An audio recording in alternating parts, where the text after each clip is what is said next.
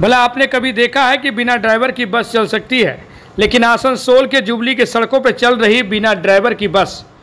जी हाँ, आपने सही सुना। देख सकते हैं कि बस ने 2 गाड़ी को क्षतिग्रस्त किया, चकनाचूर करके निकल गई जीटी रोड पे। आपको बता दें कि ये घटना कहीं और की नहीं, आसनसोल इंजीनियरिंग कॉलेज के निकट SB/ST बस स्टैंड से एक बस निकली, जहां पर बस की ड्राइवर ना पता था, ना बस में कोई ड्राइवर था, ना खलासी, लेकिन निकल चुकी थी बस अपने रास्ते पे। फिर क्या था, एक बड़ा हादसा हो सकती थी, लेकिन समय रहते ही लोगों ने धर दबोचा, जिसके बाद बस की तो कुछ नहीं हुई और लोगों का जान मान का भी खतरा नहीं हुआ, लेकिन 2 स्कूटी और एक गाड़ी पूरी तरीके से चकनाचूर हो चुका था। हालांकि आपको बता दें कि बाइक के मालिक ने दावा किया और जोरदार प्रदर्शन करते हुए दिखाई पड़े।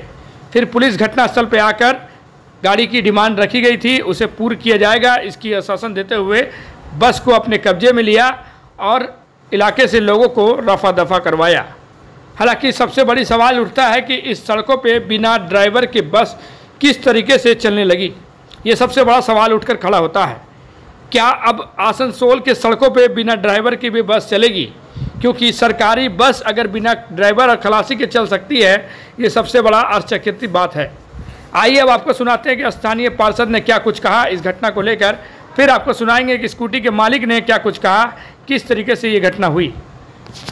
ভালো বলতে পারবে, আমি এত ডিটেলটা বলতেই পারবো না। তবে আমি এসে দেখলাম রাস্তার উপরে 3টে একদম স্ম্যাশড গাড়ি, মোটরসাইকেল সব পড়ে রয়েছে আর লোকে লোকারণ্য হয়ে রয়েছে। শুনলাম যে এখান থেকে একটা বাস হঠাৎ করে গেট ফেট ভেঙে বেরিয়েছে, সেটা তো শুনলাম, ওরা যারা বলছে বেরিয়েছে। খালি যে ছেলেরা সব এইখানেই আড্ডা টাড্ডা দেয়, খেলা চলছিল, সব বাইরে ছিল, মানে মাঠে ছিল, বা রবিবার কলেজ ছুটি, সেসবের বড় বিপদ কিছু ঘটতে পারতো। তবে যাক, গাড়িগুলো একদম স্ম্যাশড হয়েছে, এই আমি এসে দেখলাম। এবার কাছে যারা ছিল তারা বলতে পারবে যে কী ঘটনা ঘটেছে। কি বাস? State bus.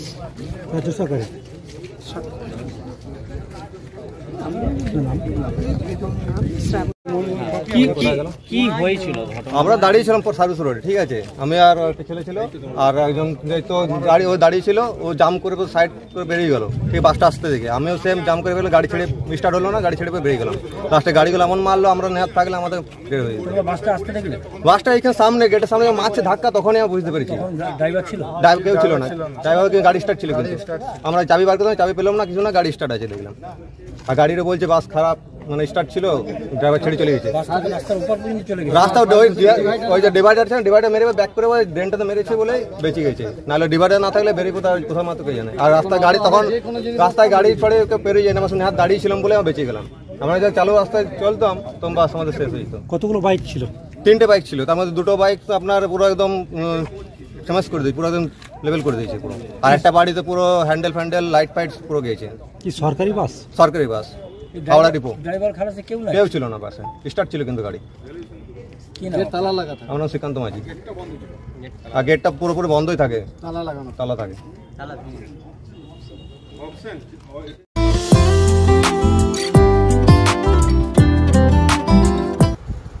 आसनसोल के कंज्यूमर राइट की तरफ से आज आसनसोल रविंद्र भवन में एक रक्तदान शिविर का आयोजन किया गया, जहां पे रक्तदाताओं को सम्मानित की गई। और इसके साथ साथ आपको बता दें कि ये रक्त आसनसोल के रोगियों के लिए जिला अस्पताल में डोनेट किया गया।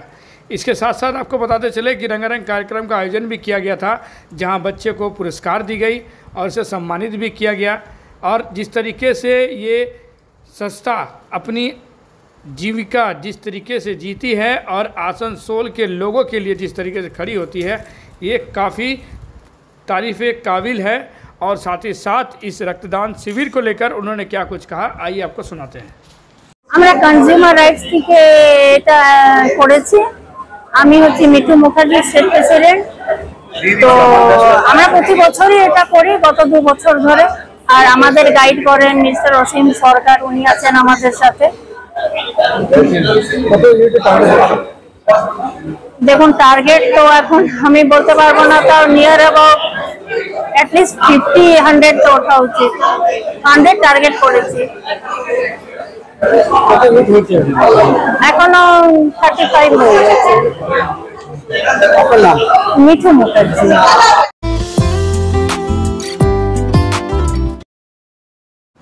आसनसोल क्लब में होने वाली चुनाव को लेकर एक बार फिर सियासती गर्मा चुकी है। आपको बता दें कि आसनसोल क्लब जो कि फिर से इलेक्शन होने वाला है और जिसमें सोमनाथ की टीम देख सकते हैं कि उन्होंने आज प्रेस कॉन्फ्रेंस किया और उन्होंने उपलब्धि के बारे में जानकारी देते हुए दिखाई पड़े।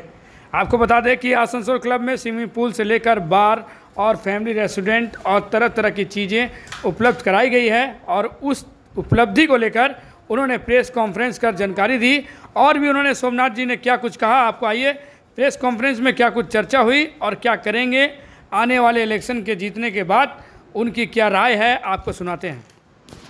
আমরা অনেক ডেভেলপ করেছি। এসিপিএল স্পোর্টস চালু করেছিলাম, দারুণ ক্লিক করেছে এবং সব মেম্বাররা খুশি, মেম্বার স্টুডেন্টরা খেলছে এবং এইবার আমরা আউটসাইডার প্লেয়ার 2 জন করে এলাও করেছিলাম প্রত্যেক টিমকে। এইবার নেক্সট টাইমে আমরা টিমকে আউটসাইডার 2 জন করে আমরা এলাও করেছিলাম, কিন্তু আমরা দেখলাম রেজাল্টটা খুব ভালো হয়নি, ওরা ভালো খেলতে পারেনি। এইবার আমরা যদি আসি ইলেকশনে জিতে যদি আসি আমরা আর আউটসাইডারকে কোনো এলাও করব না। আমাদের ক্লাবের মেম্বাররা স্টুডেন্ট ছেলেরা খুব ভালো খেলে, আমরা দেখলাম সত্যি ভালো খেলে, তারাই খেলবে। আমরা নতুন একটা ক্রিকেট টিম করছি ক্লাব তরফ থেকে।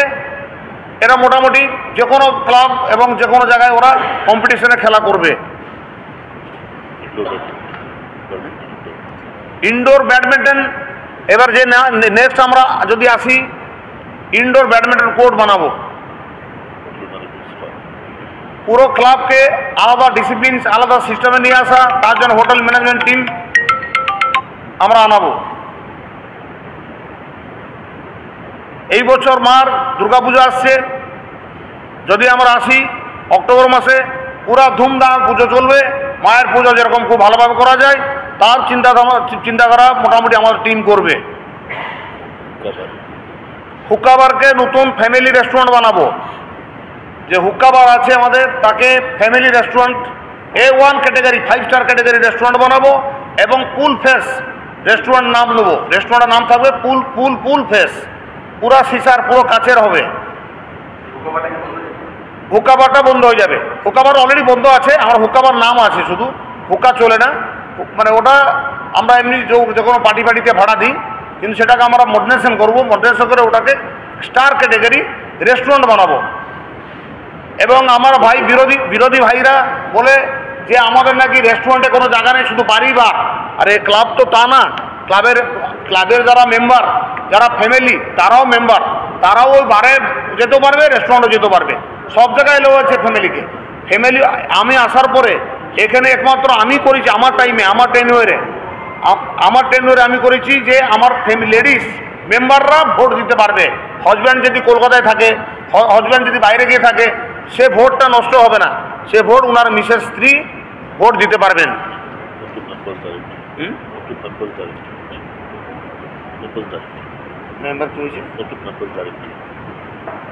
হ্যাঁ, এরপরে আমার নতুন মেম্বার ডাইরেক্টরি বানাবো। ওটা অনেক দিন হয়েছে, ওটা করা যায়নি। নতুন ডাইরেক্টরি খুব সুন্দরভাবে তৈরি করব।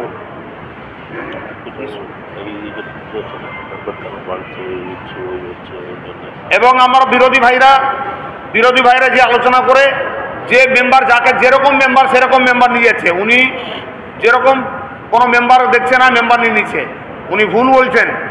আমরা মেম্বার সঙ্গে মেম্বার করেছি। কোনো ভিআরএসে গেলে আসানসোলে আমরা কোনো কয়লা চোর কি কিন্তু লোহা চোরকে মেম্বার করিনি। আমরা যাকে মেম্বার করেছি সব হায়ার এডুকেটেড ভালো লোককে মেম্বার করেছি। এবং অন্তত আমার তরফ থেকে ক্লাবের কোনো গাফিলতি হয়নি এবং আমি যতদিন থাকবো গাফিলতি করতে দেব না। এবং আমার বিরোধী ভাইরা এখন বলে আমার যে প্রথম যে সেক্রেটারি ছিল মিস্টার শোভন নারায়ণ বাসু, ও বাজারে বলে বেড়াচ্ছে আমি রিজাইন দিইনি, আমাকে সরিয়ে দিয়েছে। আমি রিজাইন দিইনি, আমাকে সরিয়ে দিয়েছে। কিন্তু উনি রিজাইন দিয়েছেন, তার পেপার আমি আপনাদেরকে দেখাচ্ছি এবং আপনাদের দিচ্ছি। এর মধ্যে পুরস্কার লেখা আছে কি রিজন জন্য করেছে।